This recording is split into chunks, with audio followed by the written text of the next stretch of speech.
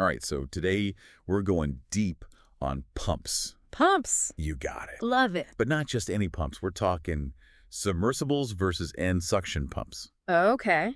Because honestly, how do you choose? Like, when is one better than the other? And that's what we're going to figure out today. Sounds good. So by the end of this deep dive, you're going to know exactly which pump is right for you. You got it. Let's do it.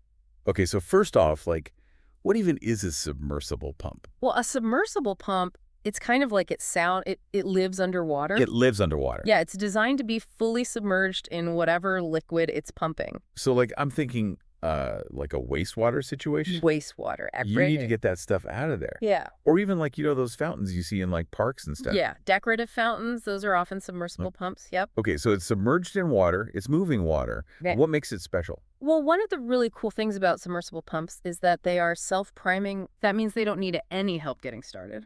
What do you mean? So with some pumps, you have to fill them up with liquid before they can start pumping. Oh, okay. To get the suction going. But submersible pumps, they're already underwater. Ah, they're already good to go? They're ready to go. That's cool. So no messing around. No priming. Nope. Okay, so that's submersible. What about end suction?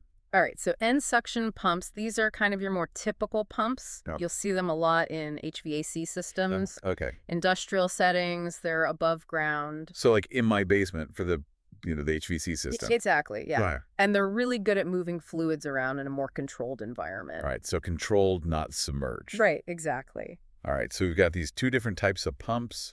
How do they stack up? Let's get into the pros and cons. Let's do it. All right, so submersible. What are the advantages? Okay, well, one of the biggest ones is that they're super quiet. Oh, that's nice. Because they're underwater. The water muffles all the noise. Yeah, because I know, like with the sump pump, Oh, yeah. those things are loud. Loud, yep. When they kick on.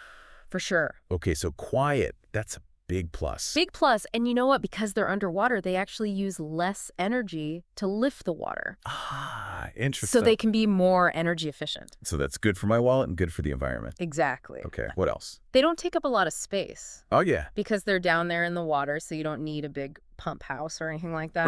Right. They're out of sight, out of mind. Exactly. Okay, so quiet, energy efficient, space saving. Those are some pretty good pros. They are, but there's a flip side. Okay, there's always a flip side. Always a flip side. What are we talking? So the biggest one is maintenance.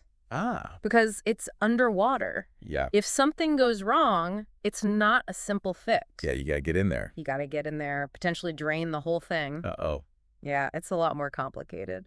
Not ideal. Not ideal. And all that exposure to the water, Yeah. it can wear down the seals, the insulation. It can shorten the lifespan of the pump. Oh, so it's a trade-off. It is a trade-off. Okay, all right, so that's submersible. Let's talk end suction. What are the good things about those? Well, maintenance is actually a big plus for end suction pumps. Okay, so that flips. It flips, yeah. Okay, Because it's above ground, it's easy to get to. makes sense. You can do routine inspections, replace parts easily. It's much less of a headache. Okay, that's good. And they're really versatile. Okay. You can use them with all kinds of different liquids. Okay, so not just water. Not just water, thicker liquids, chemicals, all sorts of things. Oh, wow, so more industrial applications. Absolutely. And typically they cost less upfront.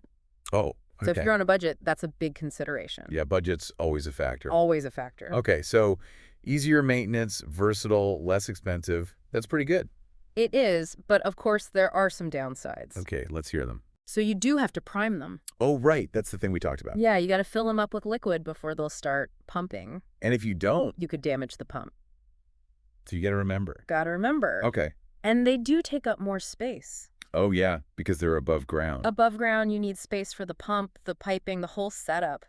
And they're probably a little louder, right? Yeah, they can be noisier than submersibles. Especially if they're like in your house or something. Exactly, yeah. All right, so we've gone through all this stuff. How do I actually choose which one's right for me? Okay, so think about your situation. Okay.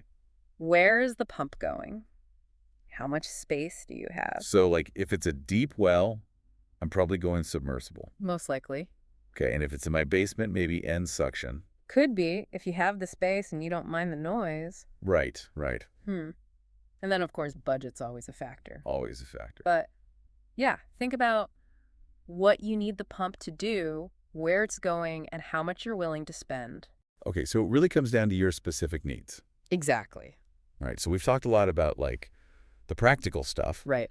But I'm wondering, does looks ever matter? Ooh, interesting question. Like, if one pump is just way uglier than the other. Yeah, I mean, aesthetics are a thing. Right. Like, maybe it's in a place where people are going to see it. Yeah, I don't know. I'm just throwing it out there. food for thought. Food for thought. Definitely. So there you have it, folks. Submersible versus end suction. The battle of the pumps. Hopefully you're feeling a lot more confident about which one's right for you. I hope so. Keep on pumping. Keep on pumping. We'll see you next time.